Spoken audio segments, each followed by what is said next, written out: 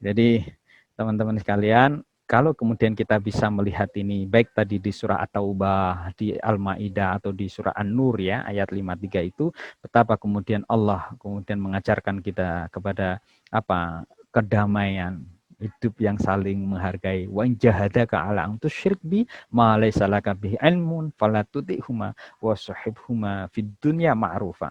Kita ini selalu berbuat baik di dunia ini. Wattabi' sabila man anabi ilayya summa ilama marji'ukum fa unabbiukum bima kuntum ta'malun. Ikutin, tiru, imitasi. Siapa tuh? Apa? Perilaku orang-orang yang kemudian man anabi ilayya, orang-orang yang kembali kepadaku. Siapa itu? Orang-orang yang kemudian ingin bertaubat. Ya. Jadi kalau teman-teman sekalian, ya, kalau kemudian misalnya, maaf saya zoomkan di sini. Look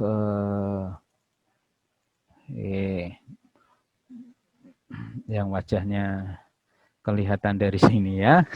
Ini Mas Devantara, ini tapi ini rambutnya gaya saya Elvis atau siapa ini Mas? Oh, oke. Agak naik ke atas kepalanya Mas Devantara. Ya, oke, good. Ini as example ya, example. Tadi saya mau kasih contoh apa ya? Wah, lupa saya Mas, terganggu dengan kecakapan. Tapi begini, maksudnya adalah oh kan lali tenan Mas. Bentar. Ya, oke, taubat man ana baila ya. Agak naikkan sedikit ke atas, Mas Devantara. Oke, look teman-teman ya, perhatikan nih. Mbak Diva tadi sudah kita kasih contoh, sekarang contohnya Mas Devantara. Mas Devantara ini misalnya, maaf. Pernah nggak, Mas? Boleh di unmute sebentar suaranya? Ya, saya biar dialog. Mas Devantara, pernah nggak melakukan hal yang buruk? Pernah. Oke. Nggak usah sebutkan perilakunya kayak apa. Kira-kira dari hal yang buruk itu, Mas Devantara pingin bertobat enggak? Ya mau. Oke ya, bertobat gitu. Nah, lihat misalnya, kasih wajah yang agak serem dikit, Mas Devantara. Kasih yang agak ekstrim. Pendemo yang suka rusak-rusakan misalnya. Jangan senyum dulu, wajahnya yang serem. Oke, wajah yang serem. Memang ini jadi digunakan. Oke, ini aja anggap aja 2018, wajahnya agak serem. Ya, nggak ada senyum. Sekarang senyum, kasih giginya kelihatan dikit. Ya, oke, good looking. Ya, ini wajah yang taubat. 2020 wajah yang taubat. Wajah yang taubah itu man ana bi'ilayya, di dalam Al-Qur'an di situ disinggung. Kalau kemarin tidak menghargai tetangga, tidak menghargai teman, sekarang Mas Devantara yang tahun 2020 ingin bertaubat, wajahnya itu sejuk. Kalamnya, bicaranya tidak lagi kemudian menyakitkan. Ketemu Mas Ginjar suka mengolok-olok, ketemu Mbak Dira diolok-olok, ketemu Mbak Fasya diolok-olok. Enggak, Mas Devantara udah taubat. Itu bawaannya pingin selalu berbuat baik. Kenapa? Karena masa lalu itu kemudian menjadikan dia keterpurukan. Oke? Nah, inilah kenapa kemudian kita mencoba untuk batasan pribadi yang muslim, yang sangat toleransi ya, lalu memahami dan menghargai pluralisme itu justru pribadi yang kemudian merasa dirinya bukan siapa-siapa. Mas Ganjar misalnya ya, di dalam kerangka ini, oke, look ya, rambutnya agak ombak-ombak laut gimana gitu, itu menghargai tuh rambut yang lain yang kemudian agak lurus. Loh, kamu kok gondrong, nggak apa-apa, kan saya kuncir dengan baik ya.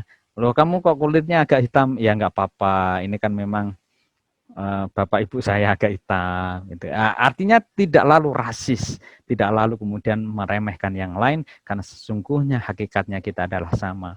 Nahnu abdullah, kita adalah hamba Allah yang kemudian saling menghargai dan menghormati yang lain. Baik, teman-teman sekalian, ini jam 11, sebelum nanti kita lanjutkan lagi, silahkan barangkali ada yang mau di-sharingkan, dialogkan dari awal kita mencoba untuk ya memberikan deskripsi, menganalisa, faktualisasi apa yang terjadi di masyarakat sekitar kita. Silahkan.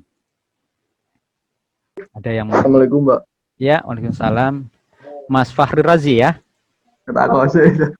Ya, oke. Mau tanya, Pak. Mau Wahabi itu termasuk teroris tidak, Pak? Misalnya apa? Wahabi. Iya, Wahabi yang apa perilakunya? yang membid'ah-bid'ahkan tentang segala sesuatu yang janggal di negara NKRI ini, Pak.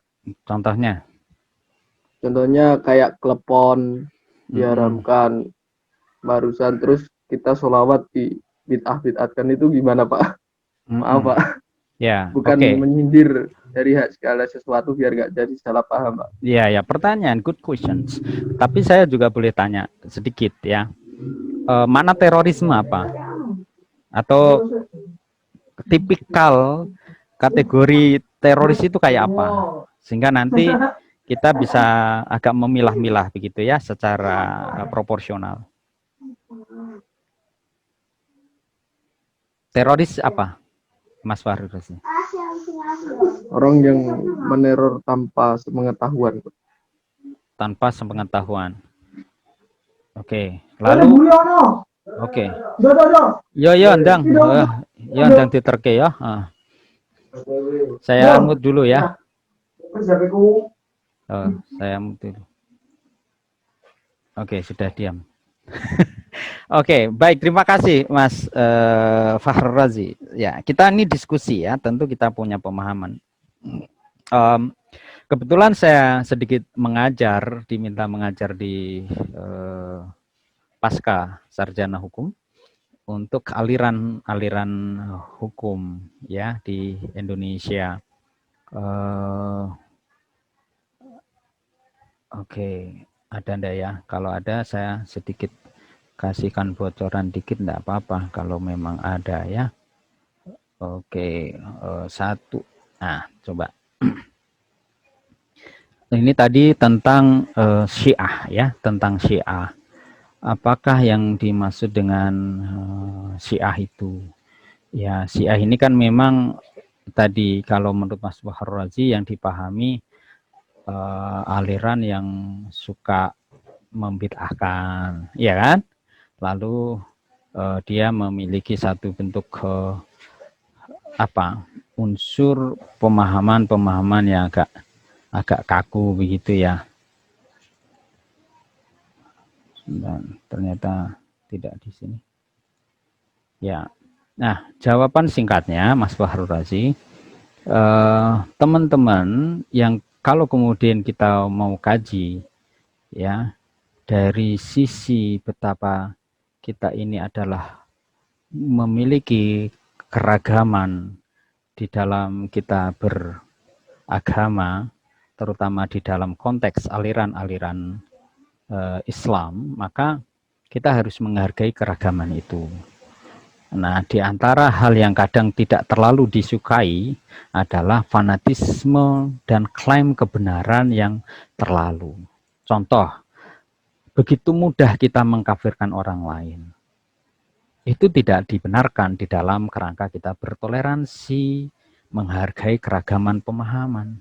Jadi misalnya kalau temannya Mas Fahrul Razi, ada yang kemudian memang memahami Al-Quran, itu boleh dibaca di dekat kuburan. Kalau kemudian ayahnya mau meninggal dunia dibacaan Al-Quran, bahkan kemudian sampai 7 hari. Kalau itu keyakinan dia dan yang dibaca Al-Quran, apa yang salah? Tapi kalau kemudian ada yang beranggapan, sudahlah, jangan dibuat 7 hari. Ya, ketika meninggal dunia dibacaan Quran, tidak usah 40 hari dan lain sebagainya. Tidak ada masalah. Disinilah toleransi menghargai pemahaman terhadap bahwa Al-Quran itu boleh dibacakan anak terhadap orang tuanya yang meninggal dunia. Persoalan pilihan apakah waktu 1 minggu atau kemudian tak perlu ada waktu, itu persoalan masing-masing. Apalagi kalau kemudian maaf mengharamkan bacaan Al-Quran, dia tidak boleh juga. Ini menjadi persoalan. Saya secara keilmuan ingin mengatakan begini, bahwa konsepsi terhadap makna tahlil sebagai sebuah konstruksi budaya keagamaan di kita di Indonesia, masih bisa dengar ya suara saya ya? Masih, Pak. Ya, ini agak sedikit serius, agak didengarkan supaya tak tereduksi. Ya, kalimat afdhalul dzikri fa'lam annahu la ilaha illallah. Oke. Nah, itu oleh kalangan tertentu, misalnya tadi sebut nama Khawarizi adalah Syiah, oh itu bid'ah itu.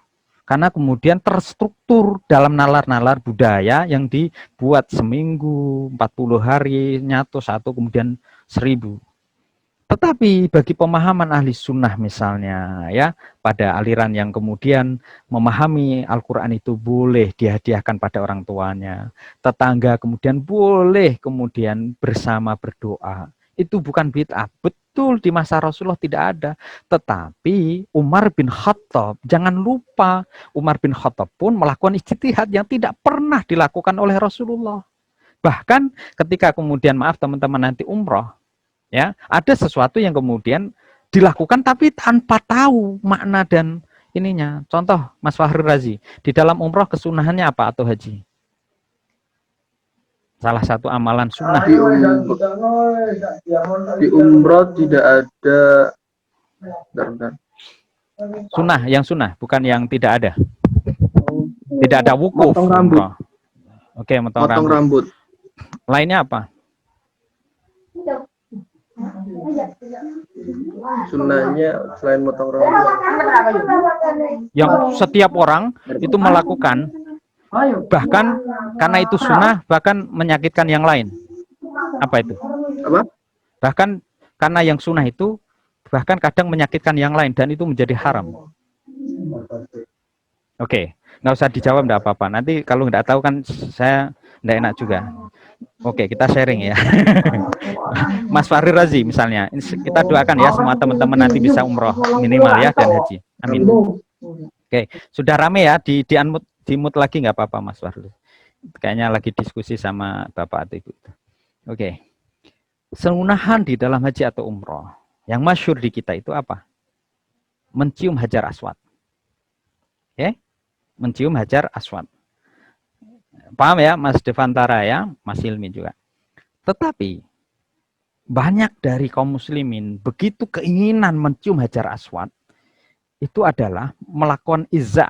Izza itu menyakitin yang lain. Dengan cara apa? Sikut kanan kiri supaya dia apa? Juhdun untuk bisa mencium hajar aswad. Dan itu tidak boleh. Izzaul muslimil akhar. Muslim yang lain sebagai sesama ukhuwah Islamiyah. Tidak boleh sebenarnya. Dan itu haram. Tapi untuk mampu mencium hajar aswad yang sunnah, itu melakukan keharaman. Padahal, apa yang dibilangkan oleh Umar bin Khattab misalnya, ya Umar bin Khattab menyatakan, andaikan Rasulullah itu tidak mencium hajar aswad, niscaya aku tidak mau melakukan. Dan saya tidak tahu kenapa Rasulullah itu mencium hajar aswad. Ini ada kesunahan yang kemudian tahu filosofinya, ada yang kemudian tidak. Umar bin Khattab itu banyak melakukan ijtihad-ijtihad baru yang kemudian dianggap oleh ini kalangan adalah bid'ah. Dalam pengertian apa? Teman-teman baik itu apakah kemudian dari teman-teman Syiah melakukan satu bentuk pengharaman bid'ah dan lain sebagainya? Ya hemat kita mah kalau memang kita mau membangun nilai toleransi, terlepas ada yang kemudian memang teman-teman kebetulan Syiah atau kemudian teman-teman mayoritas adalah ahli sunnah atau bahkan kemudian aliran-aliran yang lain gitu ya. Batasannya adalah jangan terlalu mudah mengkafirkan sesama muslim. Karena orang Islam itu maqala la ilaha illallah dakhalal jannah. Jangan sampai juga kemudian orang-orang yang mengatakan kalimat la ilaha illallah, lalu kebetulan dia berdoa di atas makam orang tuanya, lalu dikatakan dia telah melakukan syirik, bahkan kebid'ahan yang besar. Hati-hati. Ya. Atau kemudian orang-orang yang kebetulan maaf, misalnya seperti tetangganya Mbak Lisa, ya, atau tetangganya Mbak Mas Likmo, atau tetangganya siapalah teman-teman semuanya, ya. Mas Fahri misalnya itu ketika lalu tidak sholat atau belum berdaya untuk puasa Ramadan, jangan dikatakan mereka kafir. Tapi mereka adalah orang-orang yang kebetulan fasik, tidak mampu menjalankan Islam dengan sangat sempurna. Mungkin kebetulan tetangganya Mas Fahri itu lagi sakit lalu tidak puasa. Habis itu kebetulan istrinya menyusui selama 2 tahun. Lalu terlihat tak berpuasa, lalu habis itu kemudian merantau dan lain sebagainya. Proses-proses itu lalu belum mampu dia melakukan sholat dengan baik, dengan puasa dengan baik. Itu yang kemudian kita harus lihat. Di dalam perspektif hukum Islam, itu yang disebut dengan hikmah ya, atau apa di dalam hal ini adalah hikmah hukum Islam. Hikmah itu artinya apa? Ada bagian-bagian yang lalu hukum itu tidak dilihat white and black, hitam putih, tetapi ada hikmah hukum. Kenapa dia belum berpuasa? Kenapa dia kemudian mengatakan ini tidak boleh dan lain sebagainya? Kerangka itu menurut saya Mas Fahruddin, singkat jawabannya adalah, atau singkat share-nya adalah, secara konseptualisasi memang Syiah di dalam konteks keindonesiaan kadang dinilai dari berbagai penelitian agak ekstremis, ya, agak ekstremis yang kemudian mudah membid'ahkan. Padahal di dalam konteks Indonesia mayoritas adalah ahli sunnah, sehingga kadang membuat kalangan-kalangan tertentu yang berbeda seperti ahli sunnah yang dinyatakan melakukan kesyirikan di makam ketika kemudian mendoakan orang tuanya, atau kemudian tahlilan, atau kemudian melakukan sholawatan seperti sekarang ini Maulid Rasulullah, ya, itu menjadi hal-hal yang justru memperparah, ya, toleransi di dalam ukhuwah Islamiyah di kita. Maka bagaimana, ya, kalau saya ditanya secara pribadi, sudah biarin aja teman-teman Syiah begitu, teman-teman ahli sunnah begitu, yang penting kemudian tidak saling merugikan yang lain begitu. Toh nanti ahkamul hakimin, pengadilan yang sesungguhnya adalah di mata Allah. Kalau di dalam kerangka kita berkonsep, silahkan berargumentasi, dalilnya apa, tapi di dalam berperilaku tetap kita saling menghormati dan menjalankan keyakinan itu secara bertanggung jawab gitu.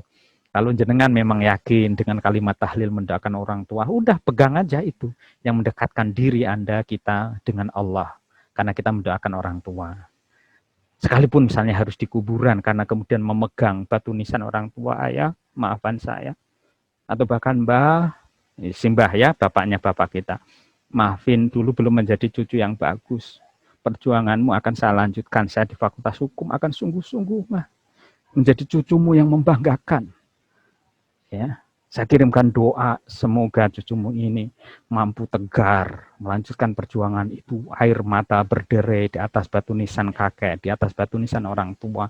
Apakah itu buruk? Enggak kan? Tapi kalau kemudian Mbak Dira, Mbak, aku minta calon bojo yang bagus, dan sebagainya. Nah, itu yang enggak boleh.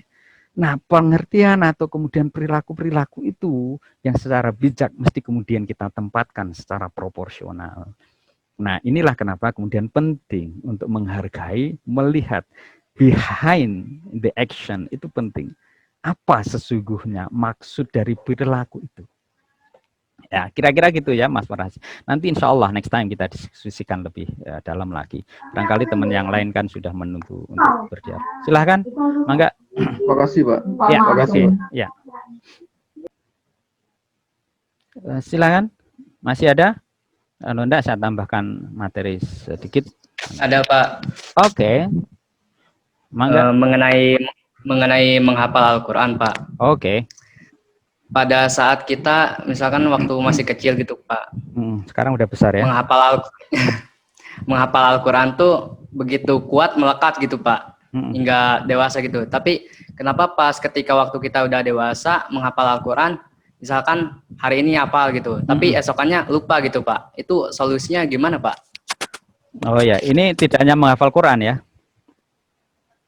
Kalau temannya Mas Ali itu malah kalau menghafal nilai rupiah lebih tinggi tuh lebih hafal tuh. Enggak, gue ya. 100.000 lebih hafal tuh daripada yang Oke. In this context, it's not only about the remaining atau study Quran ya, but also in everything. Nah, itu nanti mungkin dibaca di persoalan psikologi ya, psikologi umum atau psikologi pembelajaran. Oke, jadi kenapa kemudian kita ini ketika masih muda itu memorinya lebih banyak. Contoh misalnya, saya runtutkan ya, saya memakai gaya Bu Risma, seorang psikolog itu di dalam menjawab. Saya tanya Mas Ali, oke, sebutkan 4 beban, masalah, dan tugas Mas Ali sekarang. 1. Apa Mas Ali? Kuliah. Oke? Ya. Iya, Pak. 2, apa? Uang saku. Oke? Saku. Oke. Ketiga apa? Ya, benar. Teman. Ya, teman yang usil ya. Suka WA tapi nggak menyebutkan identitasnya. Oke, misalnya. Satu lagi Ya, misalnya apa? Misalnya apa?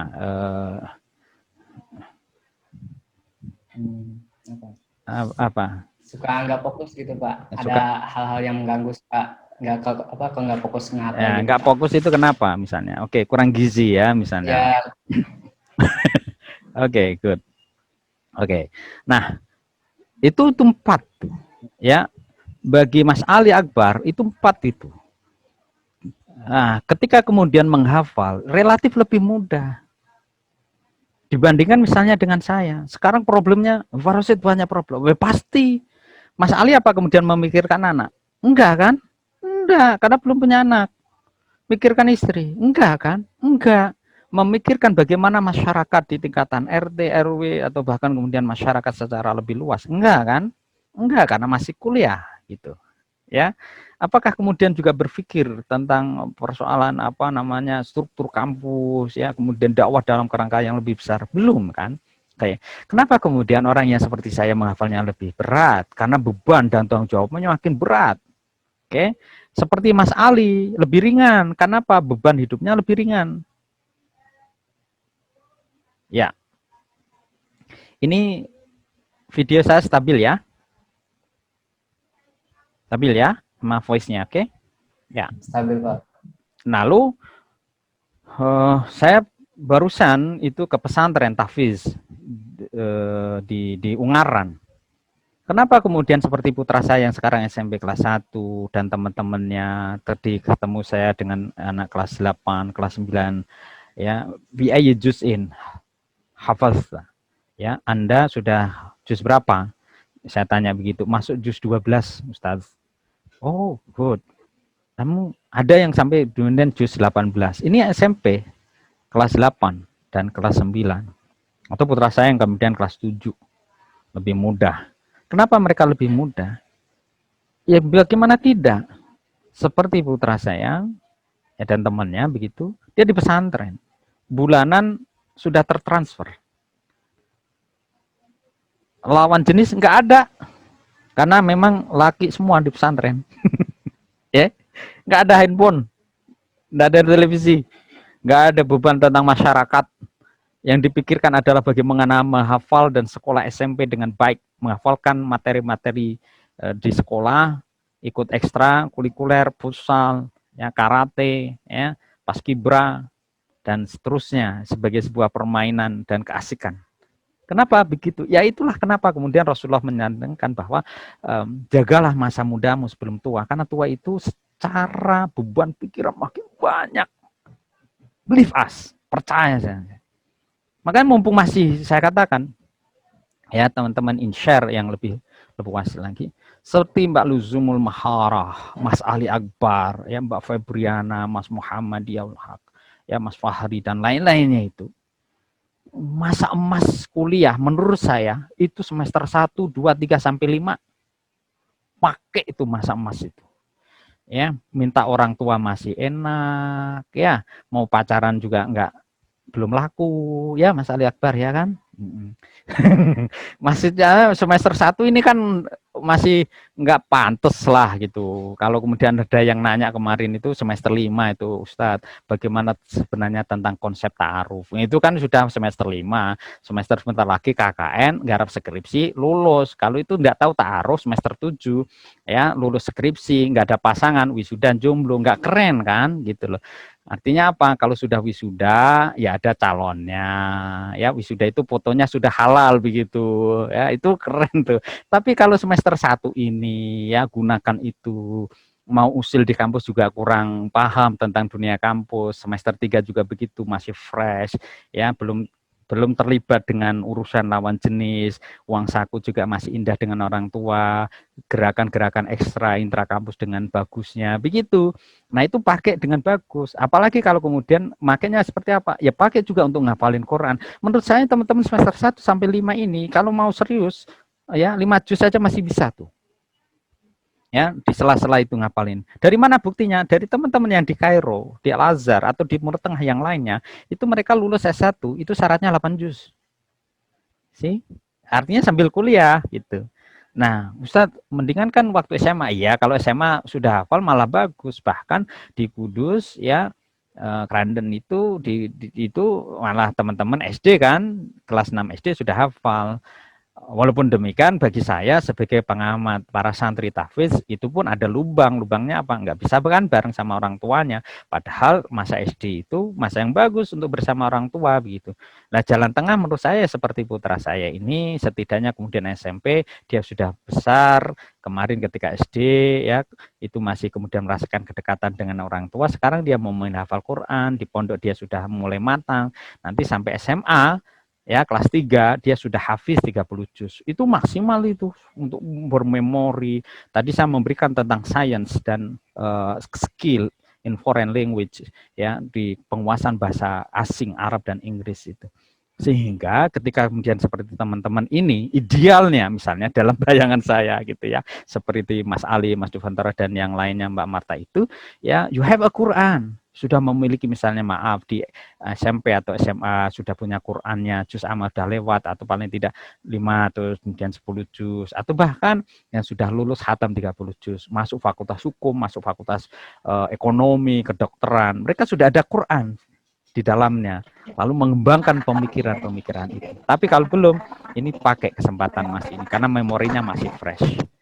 Ya, ini sekaligus memotivasi nih betapa kemudian pribadi-pribadi yang punya Quran yang bagus, ya, lalu juga kemudian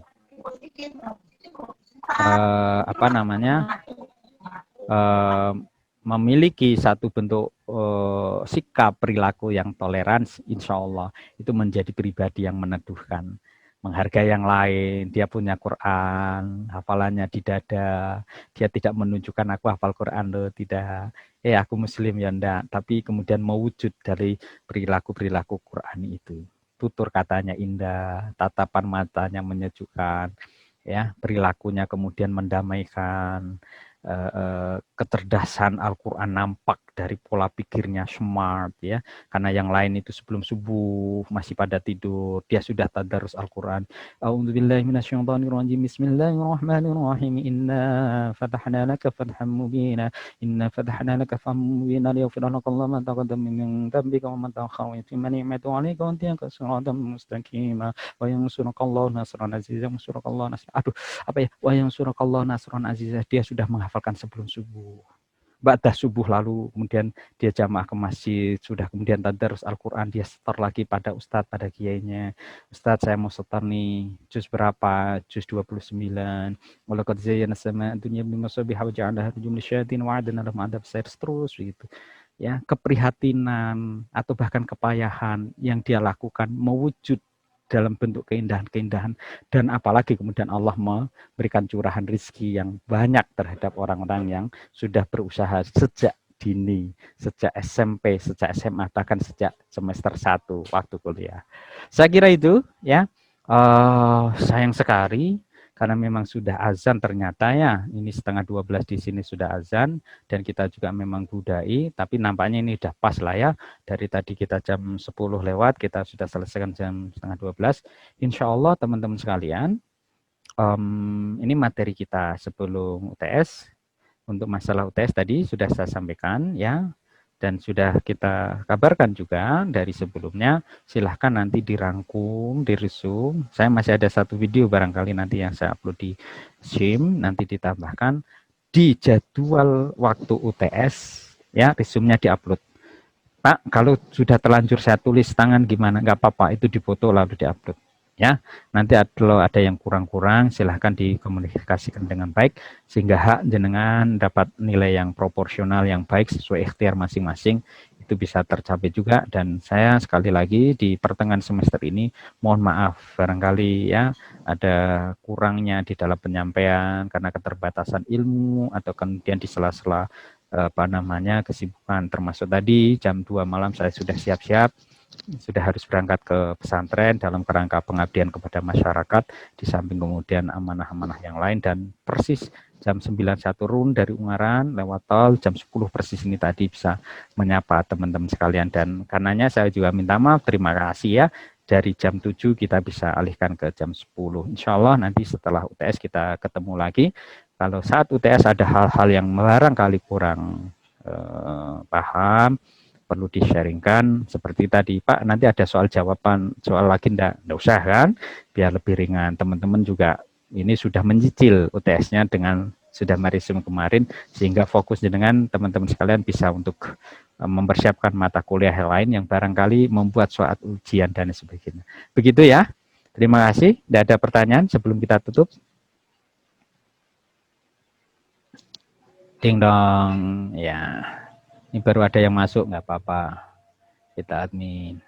Justika. Udah, cukup ya? Mbak Diva, ada pertanyaan? Mbak Isna? Tidak ada. Mbak Merla? Tidak ada. Mbak Dira? Tidak ada. Ya, makasih. Oke. Baik, terima kasih semuanya teman sekalian. Sudah azan, silahkan mengambil air wudhu. Bagi yang sholat, bagi yang nggak sholat, silahkan mengambil piring. Bagi yang nggak puasa. Bagi yang puasa, silahkan langsung sholat dan memegang guling untuk istirahat. Buka, tapi Pak. ya? Oh, buka, sholat zuhur. Ya, bagus ya. Apalagi yang kemudian sudah niat puasa, tiba-tiba datang bulan waktu zuhur ini. Nyesel kan? Enggak. Dapat pahala ya. Lalu bisa berbuka di waktu zuhur. Enak itu ya. Alhamdulillah. Terima kasih, Pak. Oke, terima kasih. Terima kasih teman-teman semuanya. Selamat berjuang, kita semuanya saling mendoakan kesuksesan ya untuk teman-teman semuanya, dan doakan kami juga untuk selalu mendapatkan kemanfaatan, keberkahan dari Allah Subhanahu wa taala ya. Amin ya rabbal alamin. Ya, kita diberikan hidayah oleh Allah untuk menjadi pribadi yang tidak mudah kecewa, tidak mudah meremehkan orang lain, apalagi naudzubillah mudah mengolok-olok lain karena barangkali keberbedaan persepsi, perbedaan paham, perbedaan keilmuan dan lain sebagainya. Tapi karena kemudian Allah membimbing kita, kita selamat di dalam kita menjalani hidup yang sesungguhnya sangat singkat di dunia ini untuk kehidupan yang lebih abadi nantinya ya. Terima kasih, kita tutup dengan bacaan hamdalah. Alhamdulillahirabbil alamin. Alhamdulillahirabbil alamin. Ya. See you. Assalamualaikum warahmatullahi wabarakatuh. Waalaikumsalam warahmatullahi wabarakatuh. Ya, baik.